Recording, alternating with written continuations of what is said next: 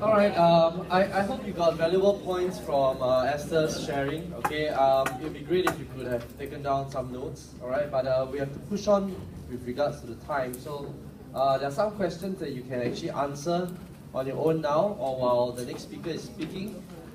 Or maybe you could actually do it later on, alright? But our next topic will be on effective communication with respect to relationship management.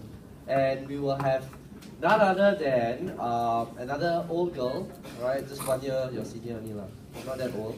But she has agreed to share her stories or her experiences, and she is also from the swimming team last year, right? She's none other than Cheryl Delbert, right?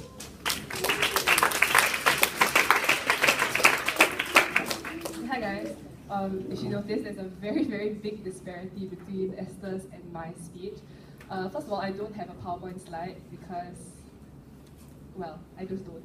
And I wrote this in the form of a stream of consciousness kind of thing, so please bear with me as I do it. I'll try to make it as succinct as possible.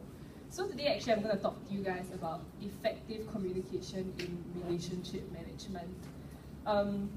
I think it's pretty much a given that if you want to be a good leader, you have to communicate well with your teammates, and you have to communicate well with whoever you're addressing, be it your exco members or just anyone else in general. But it's super important because it gets your point across, it bridges the gap within your CCA, and it makes you a lot more accessible to your teammates.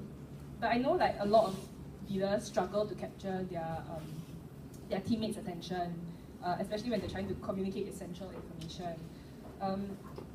I don't really think the problem really lies in your inability to deliver the message. I'm sure that most of you are quite good public speakers, so it's not really that.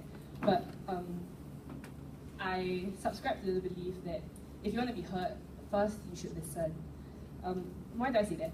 Now, Jack Nicklaus said that 80% of a successful golf shot begins with a proper grip and how you stand over the ball. So in other words, success is almost a foregone conclusion before you exert one muscle. It's exactly the same thing with listening. So 80% of our success in learning from the other people is based on how well we listen. As leaders of your CCA, you have to understand that you are not an untouchable authoritative figure.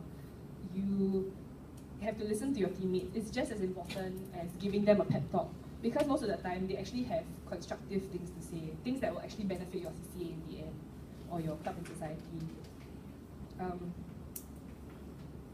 For myself and my swimming committee last year, we definitely depended a lot on our own opinions, and we didn't really consult our other teammates because we felt that it was too tedious and not really worthwhile to do. On hindsight, we probably could have increased our membership satisfaction if we paid more attention to our teammates' needs and opinions. So you need to make your teammates know that they are just as important and integral to the team as yourself. And seriously, you can do that by listening. Okay, the thing about listening that escapes most people is that they think of it as a very passive activity. You don't have to do anything. You just sit there like a lump and you just hear whatever the person has to say. That's completely untrue, actually. Like, you really have to engage your own brain and think about things. And there are 3 key things that good listeners do. Firstly, they think before they speak. Secondly, they listen with respect. And lastly, they gauge their response by asking themselves, is it worth it? I'm going to touch on the first point. Think before you speak. This is the first active choice that you make. You can't listen if you're talking. So keeping your mouth shut is an active decision. I can assure you that this requires a tremendous amount of discipline. After all, what do most of us do when we're angry? We speak. When we are upset, when we are confused or we're shocked, again, we speak. So while listening is mainly assumed to be something we do when we are not the ones talking, listening is actually a 2-part maneuver. And there's actually a part where we listen and the part where we speak. Speaking establishes how we are perceived as a listener, so what we say is proof of how well we listen. Second point is to listen with respect. It's not enough to keep our ears open, we have to demonstrate that we are totally engaged. Have you ever been caught like using your phone or talking to your friend in class, and the teacher goes and says like, hey, so are you listening to me? And of course you lift up your head and you're like, yes, sir, / madam. But what has what have you accomplished through this virtuistic display of your multitasking skills? Was it smart for you to do? No. Does your teacher think more highly of you now? No. Is anyone impressed? Hardly. So, yeah, you should listen with respect. Thirdly, you can ask yourself, is it worth it? The trouble that most of us have with listening is that while we're supposed to be doing it, we are busy composing what we're going to say next. So that's, it's a very negative thing in two ways. You're not only failing to hear what the other person is saying, you're orchestrating a comment that may annoy them, either because it misses the point, adds meaningless value to the discussion, or worst of all, it injects a destructive tone into the mix.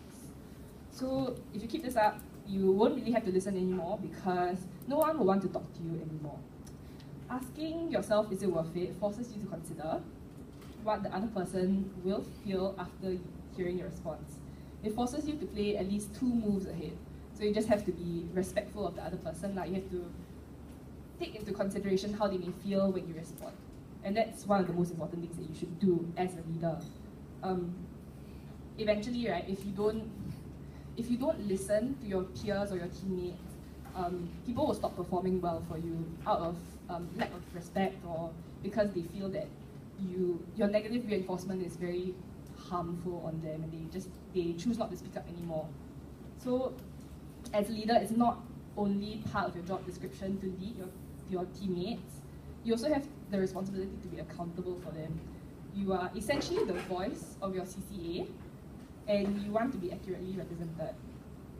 So if you listen to your teammates about their opinions and their thoughts on like training regimes, scheduling, it will be a lot more useful than if you plan something up by yourself and that you plan like an elaborate Excel spreadsheet full of meetings that no one can attend and no one will want to attend. Of course, being human, I don't always practice what I preach. I am in no way a role model when it comes to communicating effectively. As you can tell, no PowerPoint slide, no use of visual aids. It's quite difficult to capture your attention, right? So obviously not the most stellar model of communicating effectively, but I've struggled so many times communicating with members of my team, and what I've noticed is that anything that has to do with negative reinforcement in general just doesn't really get your point across. It kind of fuels anger within them, and they just find your outburst unfounded or just plain ridiculous.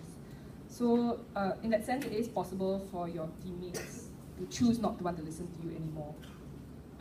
In many team sports like netball or water polo or hockey, you have to communicate with one another, right? On the field, in the pool. So yes, communication needs to be very effective in that sense.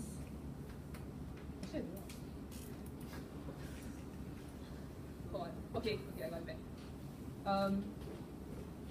Okay, do you remember the game that you have to play at the beginning of CCAT, where like you don't know any one of your group mates, and then your teachers tell you, oh, you have to arrange yourself in order of your birth dates without using verbal communication.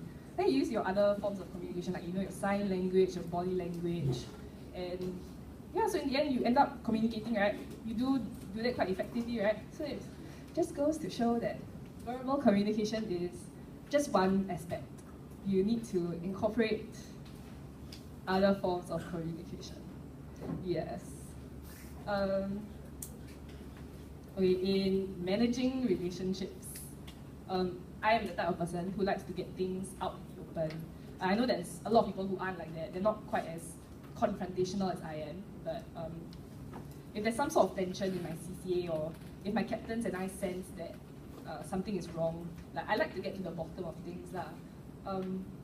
So last year during our March training camp, my captain and I decided that we should sit down and have a discussion with the water polo girls team, because we felt that most of them were super tired after our twice-a-day training sessions.